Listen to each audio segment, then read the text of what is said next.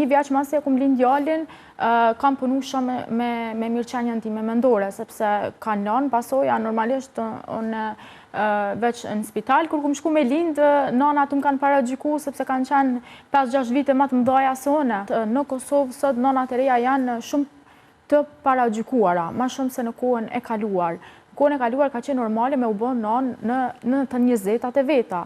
Sot paragjykohet shumë, unë paragjykohem ende. Pse paragjykohesh? Cilat kanë qenë paragjykimet me të cilat ti je përballë? Faktikisht nëse jeton ma shumë në një familje, ti kemi u paragjyku çdo ditë se qysh po e ushan bebin, ose qysh po e vesh, ose edhe veç me dalë deri në market me bebin, ty kanë me të këshu një 2-3 gra në rend, qysh e ke vesh bebin, apo përshtatet me kohën, me atmosferën, do më thonë. E kanë që ashtë të ju rrjedh natyrshëm. Këto mund të jenë edhe ndikues që një grua të mos bëjë fëmijë moshtari? Këto ndikojnë shëndetin mendor të nanës. Unë, për shembull, një vjeç masi e kum lind djalin, kam punu shumë me mirëqenjen time mendore, sepse kanë lënë pasoja, normalisht unë veç në spital, kur kum shku me lind, nanat më kanë paragjyku, sepse kanë qenë 5-6 vite më të mëdhaja se une, edhe ndikojnë ato, sidomos kur je shumë e ndjeshme, e shoh që disa bashkëmoshatarëve të mia tash nuk po e kanë dert, po për mu po, edhe normalisht ndikojnë shumë. Mandej, mas shumë të ndikojnë kur vjen prej familjarëve të tu, kur dëbojnë pyetje pak ma shumë se ç'duhet, ose përzihen pak ma shumë se ç'duhet, edhe gruaja sot përdojnë me u avancu pak ma shumë, me përparu pak ma shumë. Mendoj që sot nanat e reja janë shumë ma të shkollume edhe ma të zgjume për me rrit një fëmijë vetë, pa u përzi i dyti, i treti, pa ja kërku kërkush këshillën, kështu që... Po, a mund të ndryshohet kjo, se e thate që edhe ty të kanë diku kjo qase të tjerve, kjo paragjykim se në moshën e re, a e ke veshë bebin mirë, a e ke veshë bebin në mënyrën e duhur, në raport me temperaturat, në ndër të tjera the që të është dashur ndoshta edhe të marrësh mbështetje sa i përket kalimit të fazave të ndryshme, si ngarkesa psiqike. Pse kaq i fortë ndikimi të tjerve tek një nënë e re? Po, sepse ndoshta e mora shumë seriozisht punën e prindërimit. Edhe mandej, kur e merr diçka për seriozisht, ndikohesh prej fjalëve, prekësh, ndoshta e ka mirë, e faqësisha veten, ndoshta për mesam të ditë me këqyr, po kjo ndryshon rrugës kur nana e tregon më të mirën që po di me bë. Edhe mandej edhe fjalët ndalen, kur e shoh që kjo po dika, ma mirë s'po fol hiç. Po është paragjykim i madh. Po, sociologe, po besoj je duke edhe na dëgjuar pavarësisht se jemi largë fizikisht, o përmendën disa prej faktore të cilat kanë ndikuar edhe në ndryshime demografike, në anën tjetër e kemi edhe ndrinën këto një nënë e re cila po na tregon përvojat e saja.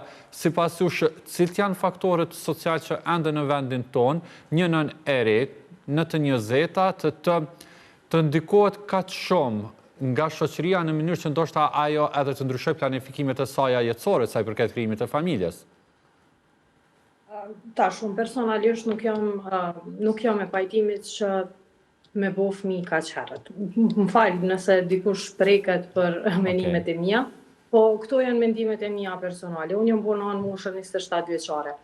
Edhe menoj që u kon deri dikon koha e duan. Menoj që gratë shqiptare kanë luftuar shumë për me mri emancipimin e tyne, edhe është pak herët në 19, 20 deri në 25, me vendos me u bo non. Unë asnjëherë më herët nuk e kam ditë se çfarë përgjegjësi ka prindërimi kështu komplet, tash e kam kuptu, edhe është një proces i cili të shpenzon shumë. Faktikisht, prindërimi është punë me kohë të plotë. Do me thonë, je 24/7 në shërbim të bebit dhe nuk ke kohë për diçka tjetër.